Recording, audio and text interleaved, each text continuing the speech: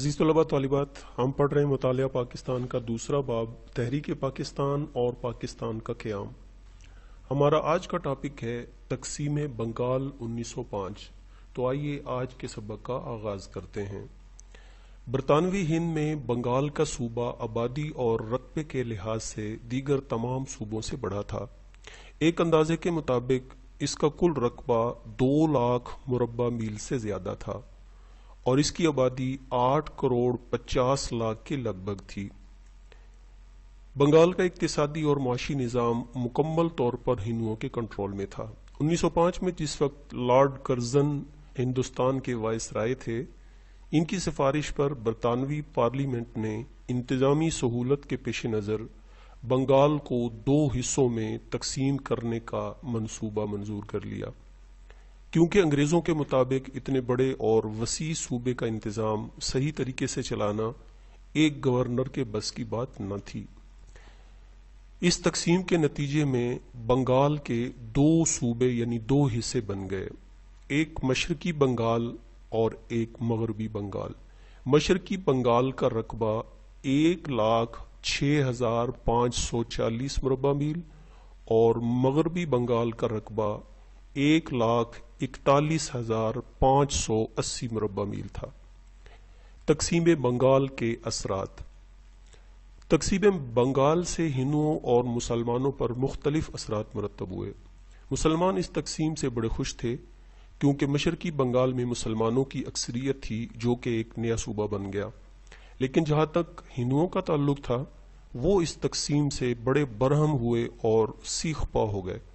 اگرچہ مغربی بنگال میں ہندوؤں کی اکثریت تھی، لیکن وہ ہرگز یہ برداشت نہیں کر سکتے تھے کہ مشرقی بنگال مسلم اکثریت والا صوبہ بن جائے اور اس طرح پورے بنگال پر ان کی اقتصادی اور سیاسی اجارہ داری یعنی جو کنٹرول اور قبضہ تھا وہ ختم ہو جائے۔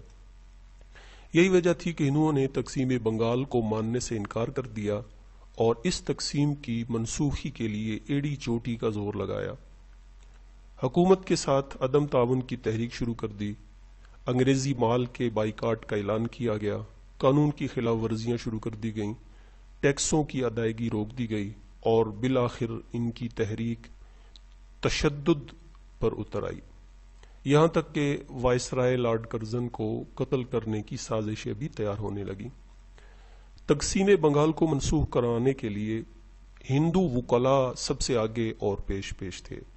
اس کی خاص وجہ یہ تھی چونکہ وہ سمجھتے تھے کہ مشرقی بنگال کا ایک نیا صوبہ بننے کا یہ بھی مطلب ہے کہ ڈھاکہ میں ایک نئی ہائی کورٹ کا قیام عمل میں آئے گا، جس کی وجہ سے ان کی اپنی عدالتی جو ایک کاروبار یا بزنس ہے اس پر برا اثر پڑے گا۔ غیر منقسم بنگال یعنی تقسیم بنگال سے پہلے جو متحدہ بنگال تھا اس میں ایک ہائی کورٹ تھی اور جس پر ہندو وکلاء کا قبضہ تھا، اور جہاں ان کی پریکٹس اور عدالت یعنی جو بزنس تھا وہ عروج پر تھا، وہ اسے ماند پڑتے دیکھنے کے لیے ہرگز تیار نہیں تھے۔ ہندو صحافیوں کو اس بات کا ڈر تھا کہ مشرقی بنگال کو اگر واقعی ایک نیا صوبہ بنا دیا گیا تو وہاں سے نئے اخبارات و رسائل کا اجرا ہوگا، جس کی وجہ سے ان اخبارات و رسائل وغیرہ کی اشاعت پر زد پڑ سکتی ہے۔ اس طرح بنگال کی تقسیم کو انہوں نے بھی اپنی کمائی کی تقسیم سے تعبیر کیا اور اس کے لیے وہ ہرگز تیار نہیں تھے۔ اس کے علاوہ کالی جو سیوا جی کی بیوی تھی اور ہندو اسے بڑی ماں کہتے تھے، اس بڑی ماں کی پرستش بنگال میں کافی مقبول تھی۔ اس کالی کی وجہ سے ہندو بنگال کو اپنا مادر وطن خیال کرتے تھے۔